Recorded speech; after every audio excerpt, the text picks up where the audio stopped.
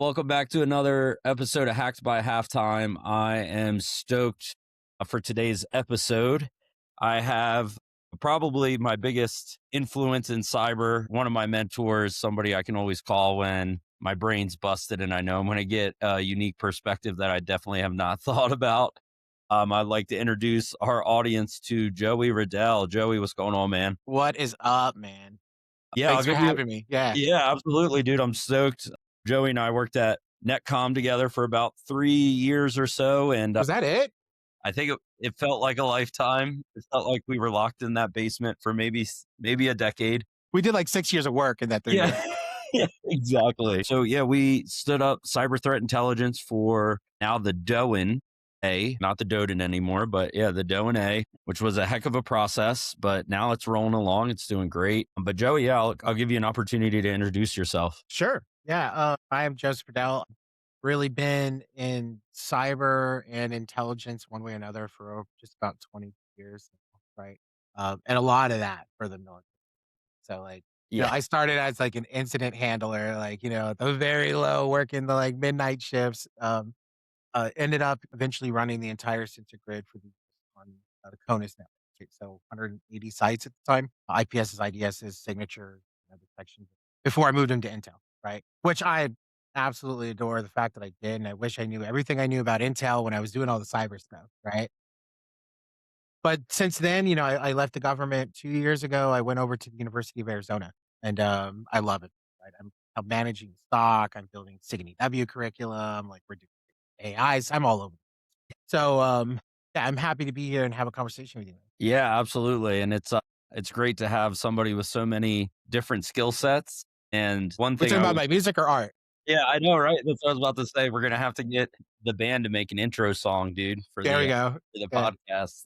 I give you permission to use our music for this podcast. Yeah, there we go. Because it's unique that you mentioned like the Intel stuff, but the Intel part before, how you were saying, I wish I would have had that before. What is something, I get a lot of junior cybersecurity people that are just entering the field, hit me up on LinkedIn all the time, email me all the time.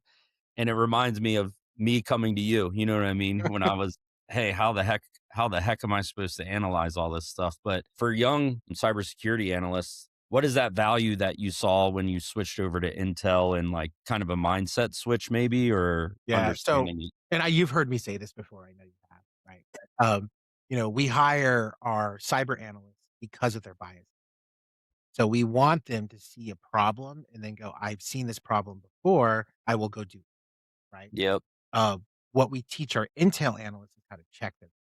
And I think that's so important because, me personally, my biggest bias is congruency bias, right? Like I will latch onto a piece of information as soon as I find it. And I'm like, it has to be important, right? And that's what we do as cyber. Yeah. That's how we live and survive and how we make our money. But as an Intel analyst, all of a sudden we're breaking everything apart, right? We have structured analytical techniques. We have the kill chain. We're using the diamond model. We're like linking them all together, right? We're thinking about assumption. We're thinking about key indicator, Yep. linchpin assumption.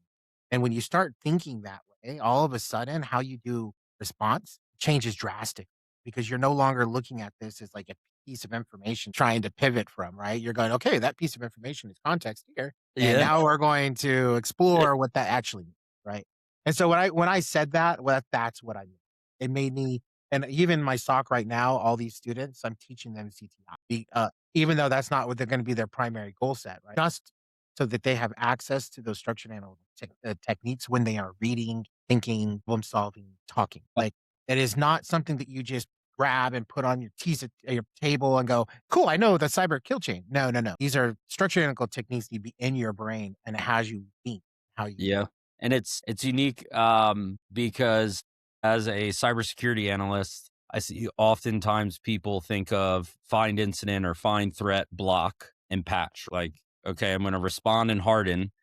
And one thing that we kind of pulled the thread on when we were in the Doan, because we were dealing with such a large data set, is like you just said, contextually, that's just we're not trying to just say, hey, block X. We're trying to figure out how X got there and reverse engineer all the way out to say, this is where the hole in our defense is versus, If if CTI is not changing behavior, then it's just reporting, Yeah. right? And, like, I think Jeez. Yeah. that's the important thing to think about, is that we are not doing this just to give you a cool story, right? Like, and a lot of intel programs fall or cyber threat intelligence programs fall victim, right? Yeah. The intention is to change behavior. How do we change behavior? Well, you have to find something you can change. Like, so Absolutely. Man, I love that. I love it. All right. So, speaking of cyber threat intelligence, as we move forward, so in mature industries like Fortune 500 companies, we see all the time, finance and energy have really strong cyber threat intelligence programs because they're tracking and fighting nation states, cyber criminals, all the craziness. They can anticipate attacks and they're usually a little bit more proactive in their defenses. Sometimes they get a little lazy. We see breaches from time to time on vulnerabilities from like 2019. It happens. It is what it is, right? why I'm employed. So, from your experience, what do you think separates organizations that can truly, I guess the word would be like operationalize cyber threat intelligence from those kind of like you just stated that just report, hey, we have an incident, you know? What like I told you that we had to get to decision. How are we gonna get decisions if we don't even know what questions we're supposed and, like Interesting. and so, like, I look at and then that's one piece to it. The second piece to it is all data is valuable. So just recently, like, we're getting in the current SOC that I'm running, but we're layered, right? We're an OT. I'm doing all of so Okay. we have an IT network atop of us. The IT network is sending us their, sensor logs, right? For I don't know. It's horrible. And, like, they're meant for IT networks, right? So if Yeah, you start putting absolutely. some of those signatures and trying to apply that to data coming off notes, but it's data. Yep. And so what did I do? We took a PDF reports, parsed it to JSON. I'm like dumping it into the seam. I'm doing like timeline analysis on it and looking for like, problems. If I want, I could do machine learning, right? Because it's pretty consistent. So maybe just tell me if anything's not consistent, right? Yep. That's when we two steps. I look at this as echelon, right? So the intelligence requirements and the decisions that need to be made have to be driven from right. Like we have to be able to understand what we're trying to accomplish. Yeah. That's number one. And, you get this, right? But the type of question we're trying to answer, well, like, it's at echelon. What am I trying to answer? Am I trying to just patch a system? Okay, cool. Like, I'm patching the system. Am I Yep. trying to understand what is the most important system in my environment to patch? That's operational. It's a little bit different. It's a time problem. Yep. If I'm trying to figure out who's most likely to target us because of those vulnerabilities. These are completely different questions. And how I answer them, I mean, you give me the same data set, right? You give me the same exact data set, and you don't give me a question to answer, I'm gonna just give you something. And if you gave Exactly. me one of those 3 questions, I'm gonna give you a different answer, right? And so, like, I think that's the key element to how we actually take things like CTI and start applying it properly, is that we make sure we have the question. Um Interesting. And it's not just what do I see? I see this all the time. I've seen this in multiple organizations. We have to have a threat report. Okay, cool. New vulnerability came out and it sucks. It's really bad and it's being exploited in the wild right now. And okay, that's bad, right? Then my Yep. questions are who is who are they targeting? Yep. Why are they targeting? You have those devices in your environment, right? Like all those things, like we shouldn't have to ask all those questions if we want to do good intelligence because we wouldn't even be looking at the information if it wasn't relevant to us in the first. There you go. And so, like, if we want to operationalize cyber threat intelligence to a point where it's actually effective, you have to scope like where I'm at right now. We're building out the CTI program, which is cool. It's Yeah. kinda cool to start from scratch again and kinda just redo everything. Absolutely. And plus I'm teaching students while we're doing it, which is cool. But the cool part about that is that, we're doing wild stuff. I got full sentiment analysis. I got a guy who's written like 9 books building this stuff for me, right? It's cool to be able to, like, tune what you're doing to what you and that's Yeah. where I think AI will be useful in some of these cases. Um, like, Because then if we apply that to sports to an extent, I'm thinking about like leagues or franchises or teams using CTI as like a competitive advantage rather than like a reactionary thing. And I think what you said makes a lot of sense. And if the business requirements for that team or league, whatever the case may be, are framed correctly, then it enables your cybersecurity personnel to know the objective and to know what's the most important thing. Yes. And secondarily, I guess to that, it would mean that if your cybersecurity team knows the requirement, that means you actually have integrated cybersecurity into the staff correctly. Correct. And well, and you missed one key point there, right? Translating those requirements. So, I mean, the thing is this, our leadership, CFOs, CTOs, we pick your people, right? They're not trained on intelligence. They don't know like how to approach these problem sets. They know that they don't want to lose money. They know that they don't want to lose face. And so, like, what is the most important things, right, to a sports organization? Yeah. Your brand, your finances, and how well your team plays, right? And so, like, when you start applying CTI, this is part of this problem set, right? Is that you have to do that mapping, that threat map, and understanding the planning of your environment. I work for the U of A. We manage OT networks, but I've built strategic products to look at how what we do relates back to the strategic environment of the university, and Yeah. that to me is like, okay, now I have a framework and an understanding of potentially who the threats might be because of Yeah. what we do. Yeah, that's true. Right. And like, and that's the same thing as you said about stadium, personal, individual sports, like people who are like, players. Yep. The franchise itself, you have now social media, you have your finance. Like, these are huge organizations that have every aspect that every organization, And right? it's crazy because one thing I've been thinking about lately as college players get more money and all of these kind of things, sports is just growing at such a rapid rate. I mean, this year, the NFL is having a game in Australia for the first time ever. Like, it's just nuts. I don't want to talk about U of A and sports right now. Yeah, well, solid point. Wounds are still fresh, but Yeah. Like 30 points fresh.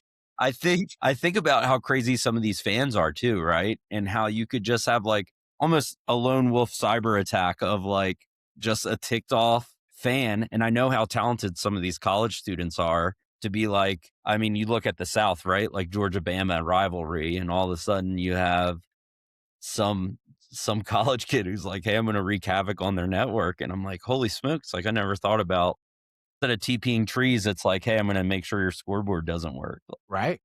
Right. But how much is interconnected now? Right. Yep. Oh, Dude. yeah. Yeah. The mere creation facility for the University of Arizona is underneath our stadium. Really? Mhm. That's fascinating. Yeah. Every one of these environments is different. And like this is why, like, we try to come up with these templates and concepts of how to apply intelligence. But the truth is it's about learning how intelligence functions, right? The function works, right? When we talk about ACHs and like, analysis of computing hypothesis, look it up if you don't know. Yeah. Analysis of competing hypothesis. Correct, right? Like, I'm looking for the least wrong answer, right? I can answer any question. Yeah. But the piece and the truth of it is that could a stadium be impacted by somebody trying to target mere creation? Yeah, absolutely. And so, like, the path that the threat takes is not necessarily the one that we expect, right? Yeah. And Or that so they even mean to at the beginning of their op, absolutely. right? This is a game of opportunity. Yeah. Right? So, like 100%. because I can't be like, "Okay, I'm gonna attack this network. First thing I'm gonna do is get in this VPN. As soon as I get to the VPN, I'm gonna get to this specific user, like, system, and then I'm gonna pivot into." No, that's not how these guys operate, right? Like, as soon as every pivot is an analysis problem, right? Yeah. When you're hacking. And so like, they're moving on what's available, and so, like, this is the hardest part about CTI, you know? Like, we keep breaking this apart. Everybody wants to think threat, threat, threat, threat, right? Oh, yeah. Yes, yes, absolutely, I care about the threat because I care Yeah. about what they're doing, but truthfully, you know what I really care about? I care about, like, the delta between where we have vulnerability, right? And our Yeah. access controls aren't covering it, and what the threats. Exactly. And you make a good point for those because we do have a lot of sports listeners too. For pivoting, think of pivot as like you broke into a house if we're hacking, right? So you're in their network and you're going through each door and opening it. And you're going through each door and you're opening it. And that's a pivot. Okay, I'm in this part of the network. Let me look around. There's nothing I want in this room. Let me back out and try another room and so forth and so on until you get to the room that has all the info that you want or all or the as the person in the room that has all the information you want. exactly. 'Cause, if you are, a cybersecurity expert working Yeah. in education, you have a lot of access.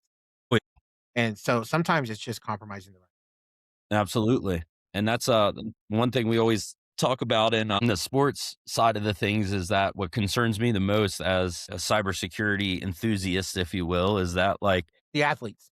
the athletes, dude, it's terrifying. The user, it's It's the the athletes, yeah. yeah.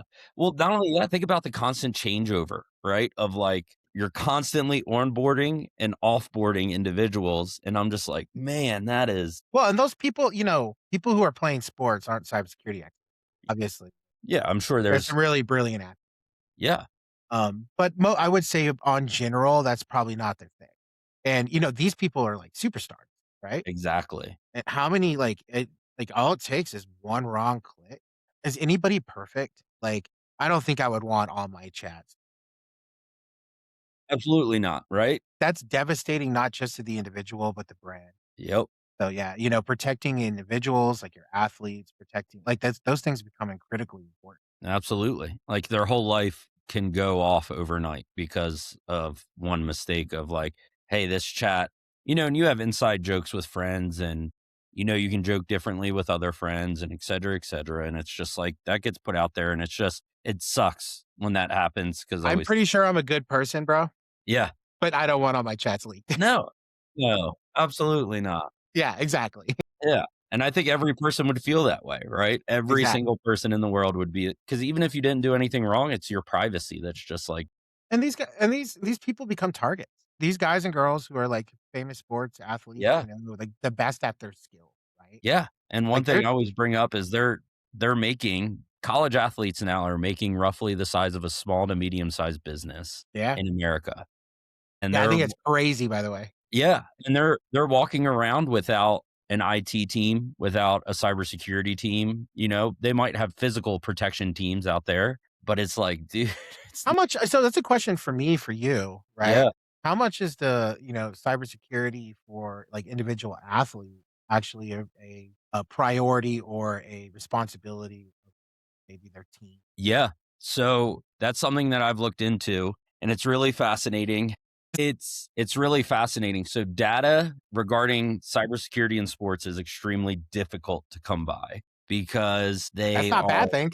no, no, and they're protected. They have federal protections over them because their stadiums can be used as FEMA sites. So there's like a bunch of different protections. I didn't Yeah. think about that. So it's actually on the list of, national, Yeah. uh, Critical infrastructure, critical all that good infrastructure. stuff. Yeah. Yeah, that's So cool. when it comes to protecting the players, you can't usually find much. But what I have found is going through staff, personnel, and colleges as well is that many athletic directors I've talked to have said, we don't need cybersecurity help. We have an IT department. And it's like, hey, you Okay. know, yeah, like the way That's I true try, until it's not true. yeah.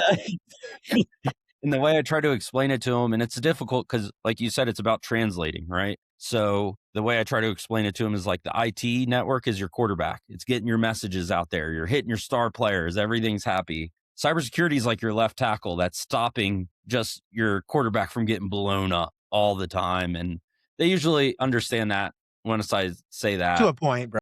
Yeah. But I think It's another problem a is cross industry problem, though. yeah, is the and like you said with CEOs and CFOs and CTOs, I think colleges already on constrained budgets and NFL teams, while they don't have constrained budgets, there's profits on the margins all the time. And a lot of these things just get priced out. Like colleges get priced out a lot where, hey, I want to integrate soft, cybersecurity mechanisms into my athletic directory.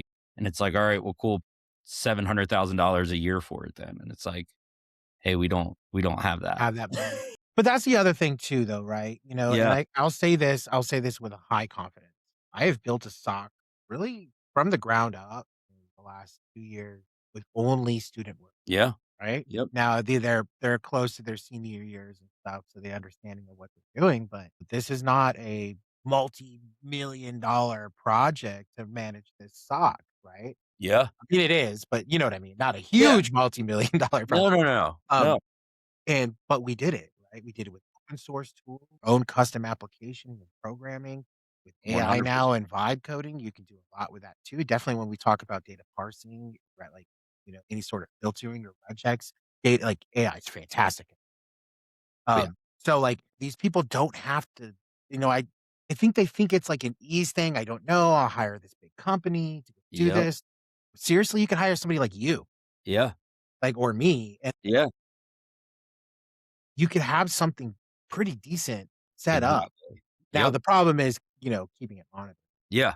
Well, You that's the definitely have big to thing. have a body. Yeah, that's the big thing that we look for is just education. Like, I think that is the largest gap that we have right now in the sports industry, right? Is that just like because it's difficult just by human nature alone. If you're a popular player, not even you could be second string, whatever. You could be in a not so popular sport at your school. You're still constantly being Instagram DM'd. People are clout chasing you on TikTok, whatever the case may be, just to try to get a piece of you and that fame to an extent. And that's the big piece is education, is like understanding before I click something, let me take this link and put it over here and Yeah, yeah. see Spin up that. your cloud browser and then put it Yeah, inside of that, and then I'm joking. just yeah, click it. But They're yeah, like they're like us. Like as soon as I get one of those, I'm all, ooh, yeah, let me check this let me out. check this out. Yeah, and it's like one of those things where like, hey, just helping them educate on that piece, and then like I think think that's about really smart. all the I traveling, like public Wi-Fi Mhm. that you're touching all the time, Dude, hotel Wi-Fi, like you're believe just me, I've been living my life and teaching SIG and EW stuff. yeah, you get it, right? Where it's just it's such a nasty world out there sometimes, and it's even nastier, unfortunately, when they have this like target painted on them. So it's just it's difficult, man. But that's the other thing I was thinking too about what you were saying, right? Is Yeah, that, at to some point, the individual cybersecurity of an individual player is really their responsibility. Like I'm your organization and you're a player, you're not going to give me access to your personal email, no, right? absolutely Like, not. or any of that, right? And so I think that there's already a risk associated with cybersecurity in sports because you can't actually control the players, Yeah, right? at all. And then on top of that, the player, they're their own brand, right? At the end of the day. So it's just Absolutely. Michael Jordan, yeah, right. like, come on, dude. The guy had shoes, Yeah. right? And They're that's how expensive shoes. a lot of players are making money on NIL now because like of their content creation, because and all these things. So like you are your brand. The minute that goes down, and I think at some point the college does have to take responsibility of like, I'm very shocked, and it'll be interesting with like things like cyber insurance and things like that. A player gets cyber insurance, they get got, and then all of a sudden you have they're lawyered up because of the insurance company, and now they're pointing the finger at the college saying, "You never trained them, you never did this," That and is it's a like, real problem. And you yeah, know what? I work for a university, right? One that should have won in the Final Four. I'm so bitter, by the way. Yeah. I Anyway, couldn't tell. You're doing a great yeah. job of hiding it. But dude, these college networks, like, think about this, right? Like thousands of students on a network. Yeah, They're all bringing their own devices. They're connecting to Wi-Fi. yep, Every important individual who works for a state college is their profiles online. yeah, they have to. Yeah, you have to as a state employee, Yep, right? So now we have these massive networks, right, that are 100% open, yeah, they have, right? and they have to be open because you And need then students to have access. and then let's make it even worse. Like, how many colleges are associated with you, right? Now we're talking about 10 colleges, Yep, and then and so then you have centralized IT over it somehow, but you have thousands of students from thousands of different nations. yeah, Like, all showing up. So there's everything looks bad because, you have like global traffic across the world. You hear people using Tor networks, yep. like because they're just students doing whatever they're doing, right? Yep, And so you have exactly. this network that by default is like more like a public WAN than it Yeah, is a protected network, that's a right? good point, yeah. And I think that's something that like really needs to be taken into consideration. Am I saying that security at these universities is bad? No. No, I've absolutely. watched what they do and that's good. Using good schools and they have good processes.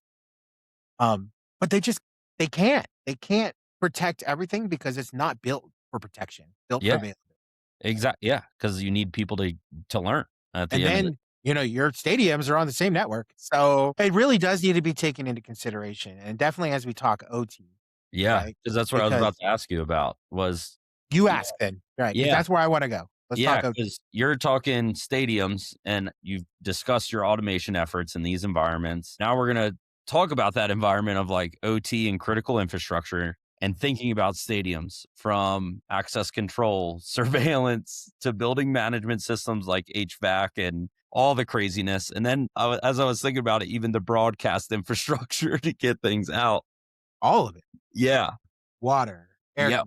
conditioning, power, Electricity. like, Yep. yeah, all of So it. how do those risks in OT environments compare from your opinion in like traditional IT? And then you talked about automating in those environments. And what does that look like in securing those systems during events like game days and stuff like that? Like how crazy are those? Well, you first off, you're not patching a stadium mid-game, Yeah, not happening.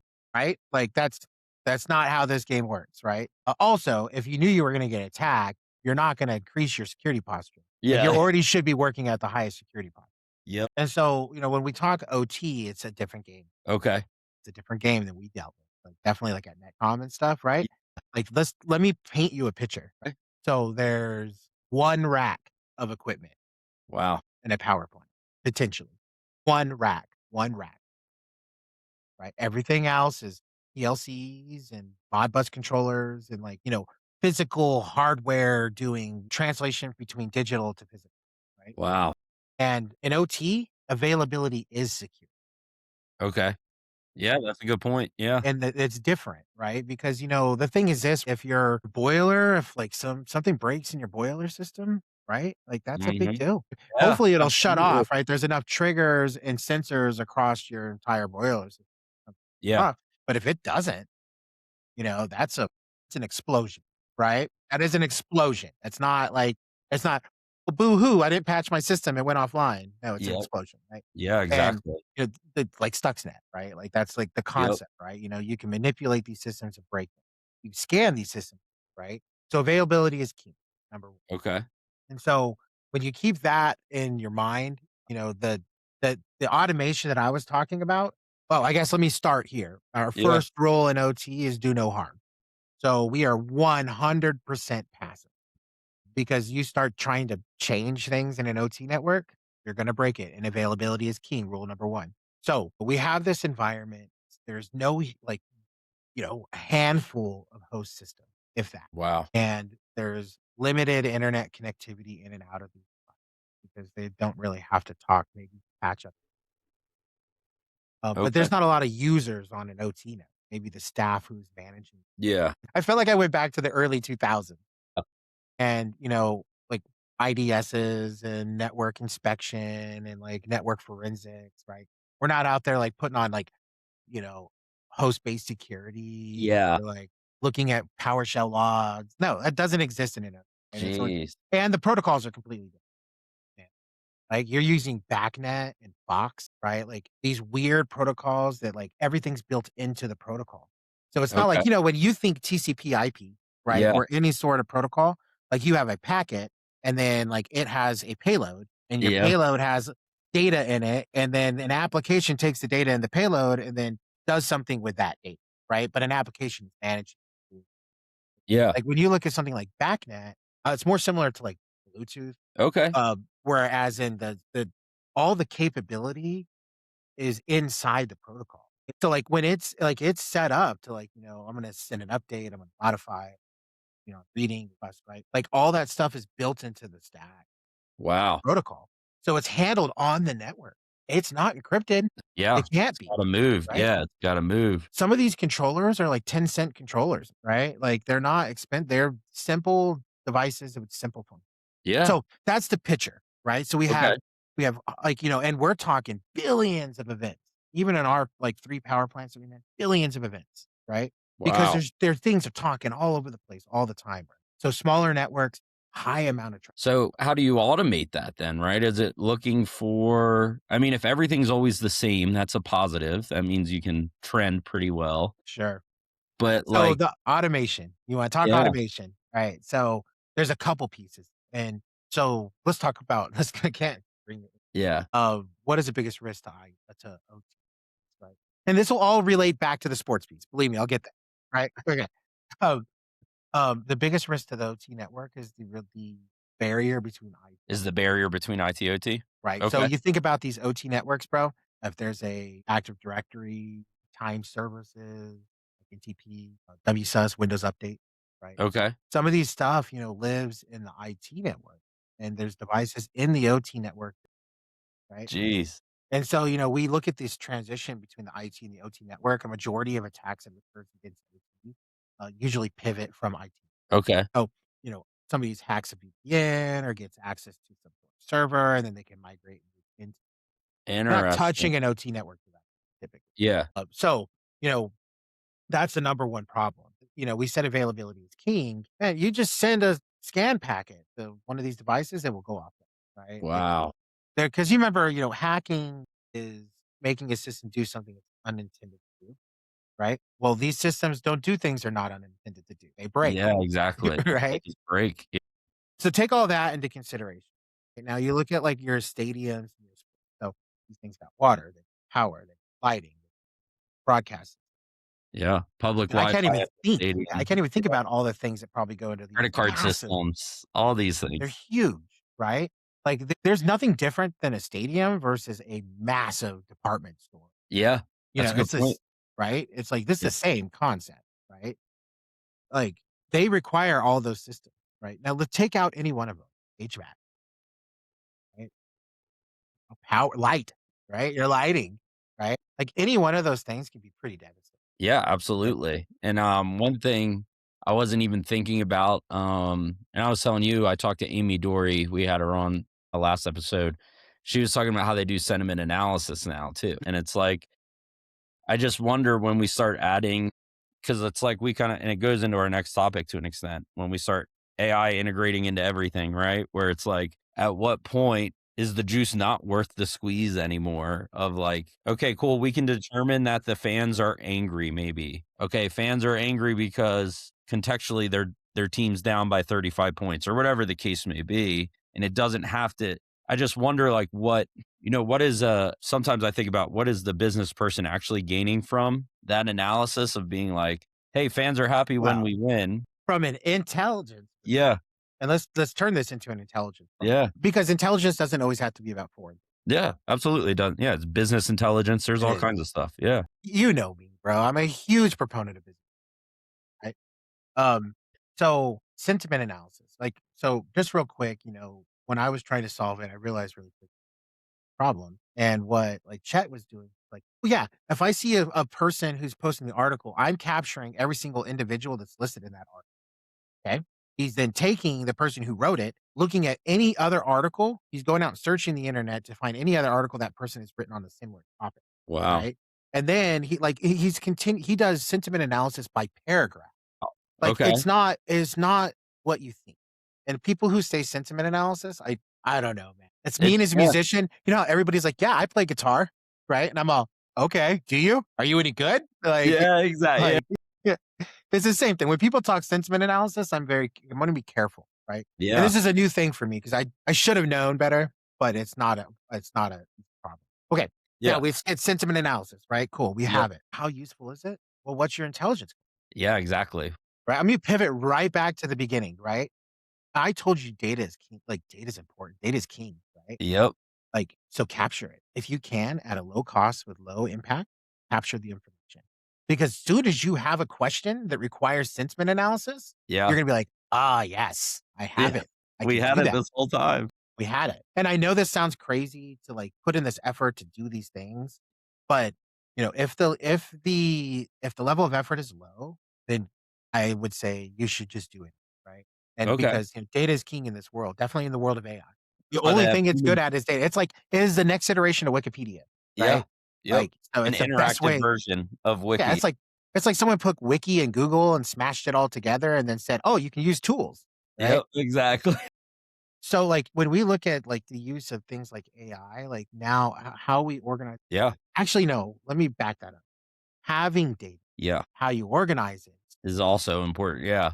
So then is with that being important. said, right, as we pivot to an extent to the next topic, what I got out of that what is the question that you're trying to answer? And that's how useful it will be, at the end of the day. And that's exactly it. Everyone's slapping the cool sticker on it and jacking the prices up because it's got AI. And there's a lot of noise on what it can and can't do. You see, even in the cyber community, especially the divide it's been causing. You have tech bros out there with startups that are like BS, and then you have hardcore hardened dudes that are like, this will never work. And it's pretty nuts to see the divide. But I from love your this topic.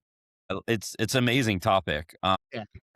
But from your perspective, right, where is it actually improving cybersecurity outcomes? And then I would use this in the sports world, but in reality, it applies, I think, to all industries that are rushing to adopt it without fully understanding it. What risks could they unintentionally introduce? So, really, from your perspective, what's the good and the Really bad? the pros and cons. Yeah, right. Let me start with the cons, Okay. right? It's because 'cause I'm a negative person. Yeah. No, I'm joking. So, I think the biggest negativity I see with the use of AI, how much it impacts How much it impacts what? the people who use it. Okay. So, I'm an artist, as soon as AI came out, I was like, "All right, cool, let's see what this thing can do." And, I'm doing lots of projects, do flyers, shows, festivals, blah, blah, blah, and, nobody ever tells me what they and so, people are hitting me up all the time, "I don't know, just make something up," right?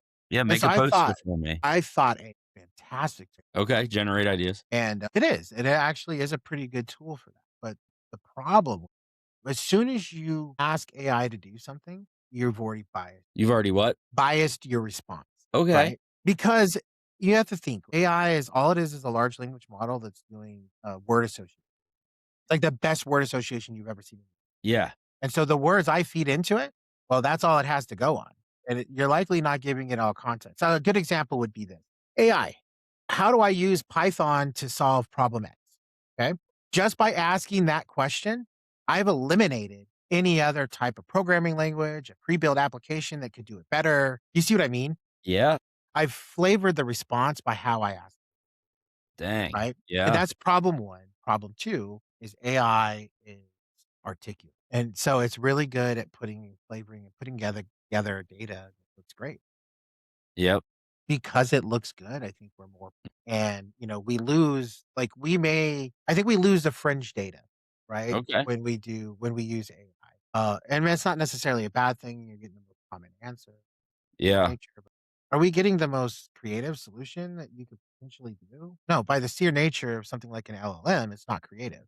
It's finding the most common next thing that would be associated. So, Exactly. it's good for problems that are like is that something where I want the most common solution or answer to it, but we had to be careful how we ask the question. Do you think that has to deal with because two things that immediately came to mind, and you brought up 2 points that I wasn't even thinking about. So, like you said, you get that confirmation bias immediately of like, "Oh, yeah, I was right because AI told me I was right." But the fringe thing is really interesting because then I wonder, does it tie back to like prompt engineering, right? Of like, "Hey, what's the most common solution to this? And can you give me like 3 alternatives?" Right? Like those kind of things. And do you think prompt engineering, and for those who don't know, prompt engineering is like how you ask AI what you're asking it. And It's what you tell it you don't want is yeah, also very exactly. important.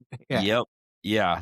And do you think we could see like an emergence? Because that's kind of what vibe coding is, right? To an extent, is just prompting it all the way to the end. Bro, that's the next conversation we're gonna have about the good parts of it is gonna be Yeah. part of that's gonna be fine.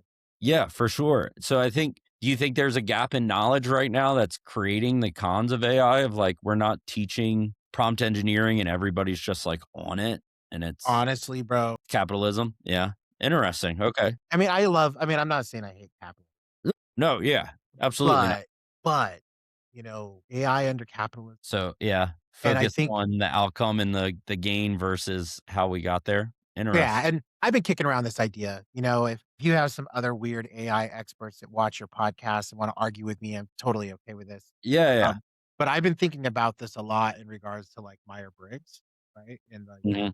like Myers-Briggs test, right? So in Myers-Briggs, we have, like, an energy source. Are you extroverted or introverted? You have, how you process information. Are you Okay. sensing or intuitive? Right? We have decision-making concepts. Are you thinking or are you feeling? And then you have a lifestyle structure. Are you a judging person or a perceiving? And if you look at AI, it takes all one half of that, right? It doesn't perceive, it judges, right? Yeah. By its sheer nature of how it works. It doesn't feel. Yeah.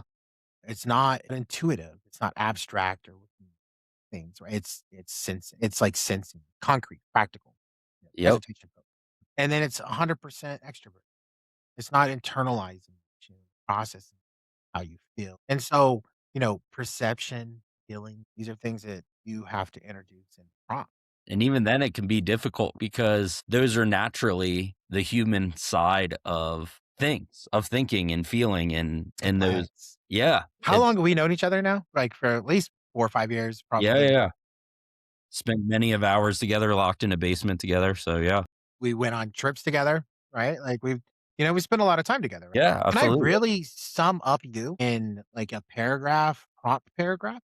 Yeah, So if I had, a problem with you and I wanted to have AI help me, there's no way that it can have enough context about me or you to provide actual information. yeah, and I think you bring up a great point because it's like it's one of the cons of AI, and we see it all the time. I mean, I'm pretty active on LinkedIn just because of the nature of the business, but, like, I mean, shoot, even, I get people that send me, like, with all the cybersecurity slaughterings that are going on right now with like these departments being cut and all these things. People will send me, "Hey, have Shit. you seen this Reddit post? Have you seen this?" And it's like the human interaction is now being removed. Even so, we went from like in-person conversations to landline phones to cell phones. We continually like remove ourselves from each AI other. chatbots. AI chatbots, and now even like something like an email where maybe you would get fired from an email and it would at least be a human wrote it, but now you're getting fired by like some CEO making millions of dollars who's like, AI, bro. I'm using AI. "Yeah, If I'm that CEO, I'm using AI to write that. yeah, 100%." Like, Absolutely. I need to fire 10,000 people and I need to create a message that seems heartfelt and that I'm sad about it. And then the AI or some AI LLM is just like, "Hey, brother, here you go." There you And go. maybe add a if Did you're you using ChatGPT, you'll add like a sad emoji face, you know? It's really hard to have these conversations about AI because where we are now, this entire conversation is gonna be potentially irrelevant, right? Because where we were in December of last year versus where we are now is insane. Light years. Yeah. I was using okay, so when you start looking at electromagnetic spectrum and Yep. signal decomposition and analysis, how do we look at, the physical aspect of signals versus its logical aspect? Okay. Physical aspect of signal, there's not a whole lot of stuff out there actually, good teaching material Okay. or graphic Yeah, interpretation. it's more like scientific in depth. Real dry, bro. Yeah, it's white paper. Like, Yeah. literally white paper with Yeah. black text. That's, like, it. That's all you're getting to learn this stuff, right? And, I was trying to use Notebook LM. I don't know if you use Notebook Mhm. LM. Yeah, I love it. Great, Yeah. great to build slides and Yeah. everything Shout associated out with Google. this type of content. Yeah, for real. Um, and in November, December last year, garbage, Yeah. absolute garbage. Could not keep I work for a university, so we take a ton of time off during the Christmas Yeah. break.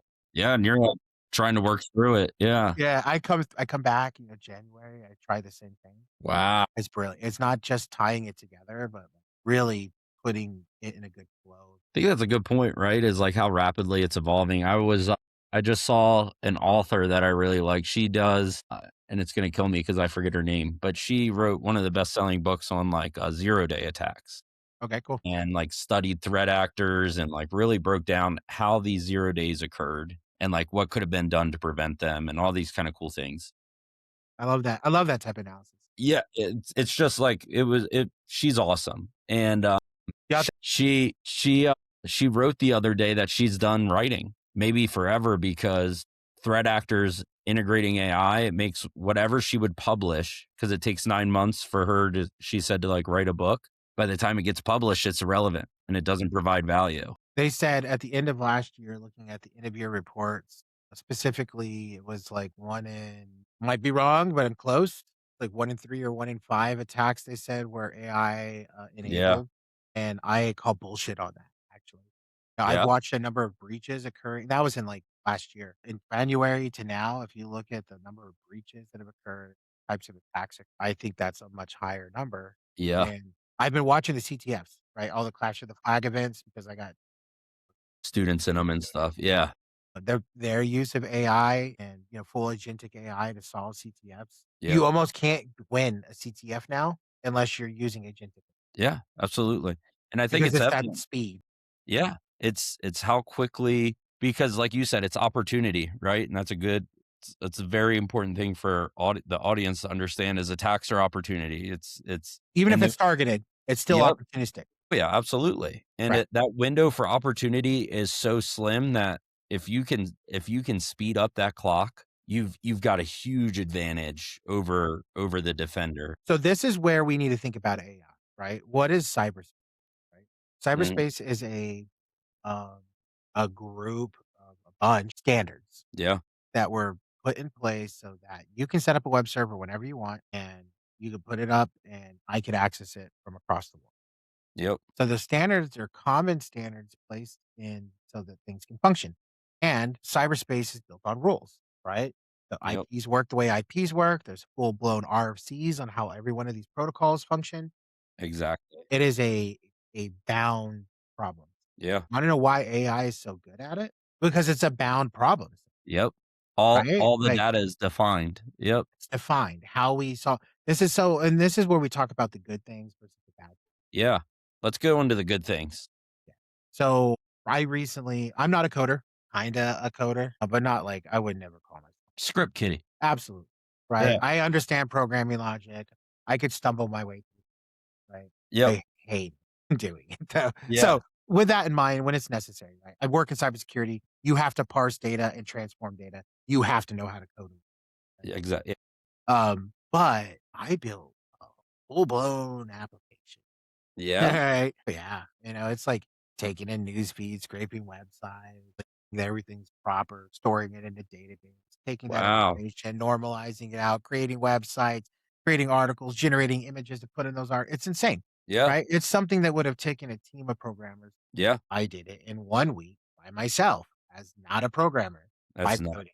Right. Like, honestly, man, like I vibe coded large amount right? Yeah. Now, it would not work if I did not understand how to program, right? And so I think this is something that people need to understand. The basics become more important, right? How loops work, how like to interpret your inputs and outputs of data, like understanding these concepts of validation, building Yeah. things out. Like you have to get it. Like you have to have an understanding of it because it's AI is not that smart yet. It's getting better, but it Yep. like doesn't get the big picture that well. You still have to maintain. And, like, unless you scaffold it, right? So, that's a whole different problem is that, 80% of it's code, 20% of it's AI is, I Yep. think, the rule that we should be living by if you're gonna do it correctly. Everything is structured output, AI is just doing reason. Yeah. Beautiful. That's not agentic AI. And so, like, I think one of the most positive things of it is how much it's enabling. And I mean, if you let it enable it, Yeah. right? So I can let AI do all the work, but if you use it as an instructor and a teacher, it's actually the best instructor. Yeah. 'Cause it's pulling from everything. It's like having your own personal coach for whatever topic you wanna. And Okay. so, Yep. and this is the important part of how we have to think about it. You cannot use it to replace your creativity. Yeah. And you cannot and should not use it to replace your brains, Mm. right? The things that make us human and that make us unique in unthinkable ways. Yep. LLM by its sheer nature will never do. Good point. Yeah. And, and so that's like, you have to use it to augment you as a human better. Now, I had to build some regex filters. Can I do regex? Sure. I can do some regex, right? But you know what, man? You know what AI did? AI built those regex filters for me, and I'm talking a lot of, right? This Yeah. probably would take me a week to build. Yep. Did it in like 5 minutes. Yep, there you go. Right? And so, like, I think that we have to understand that there is value to these tools. The value is just not there to replace everything, Yeah. right? And I also think that as we more we use these tools, the more important it's going to be to make sure that people understand the foundation of things so that they can then, and we've been saying this forever. Or what was the joke? If you got to learn the rules to the game. Yeah, exactly. Yep, You wanna yep, play cyberspace, it's like any other game. You can't talk exactly, tactics if you don't understand the rules, right? Once you exactly. understand the rules, then you're like, "Why do they keep pausing this thing in the 4th quarter?" And so, like, this is the same thing with AI, dude. You have to learn the rules because you have to be able to validate that AI. Yeah, that it's doing what it's actually said that it's doing. And I found that interesting because, I mean, you're absolutely right with vibe coding. Because I think about a year ago, there were people that were trying to vibe code. Essentially, that's what they were doing, was trying to vibe code before vibe coding was cool, Was it cool?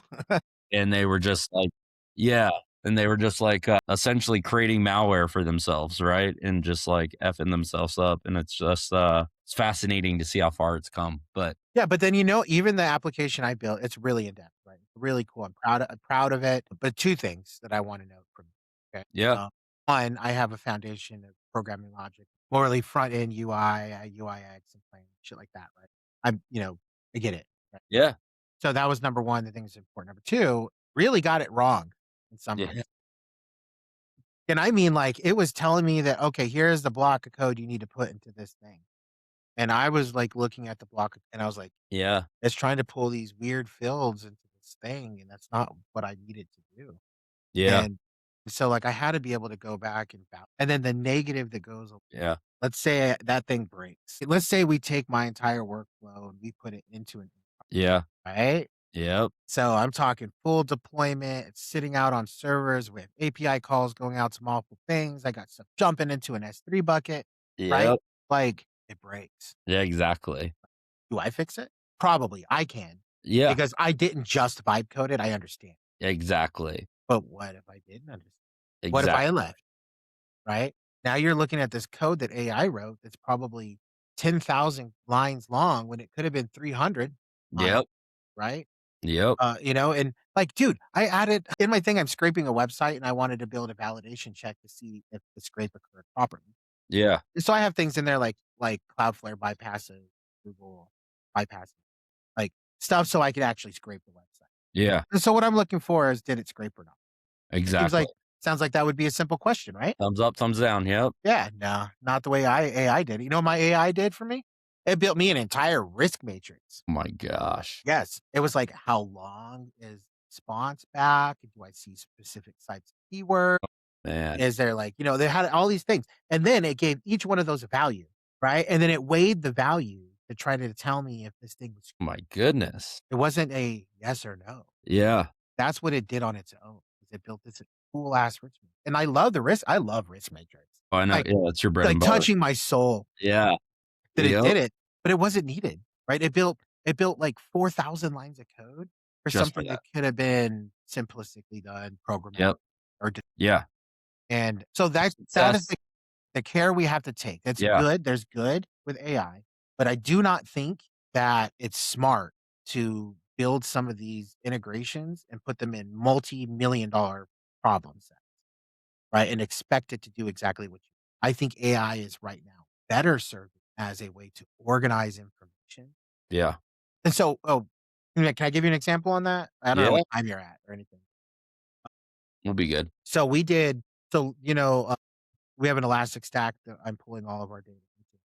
Okay, Elastic works on Logstash, right? mhm, Which is just the in between of for your data and putting it into. I made these students, bro, like do a common schema of all okay, the data.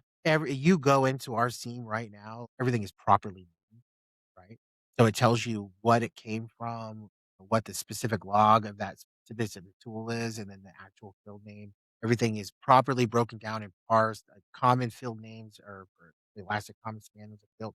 It took months to yeah, do that work, bro. Months to do that work and get it right. And then my student, I got this 19-year-old student who's like, probably going to be the next messiah of cybersecurity. And this dude's built something he calls it VibeSock. And what it is it's full agentic AI with access to skills. It's got like a whole team of like 10 different skills. And he's built a sausage he's box. given it full understanding of certain types of attacks and like what you would do if Jeez, you see that type of attack. He's gone hugely in depth. You know what he's not doing? Manually parsing. really? No, he's using AI to be able to take in any data feed that comes in, judge it, and then put it into a JSON format that meets an elastic common schema, then gets pushed. Like, Yeah. this is what I'm getting at, right? Just Yeah. because we have done things a specific way doesn't mean we need to continue to do things.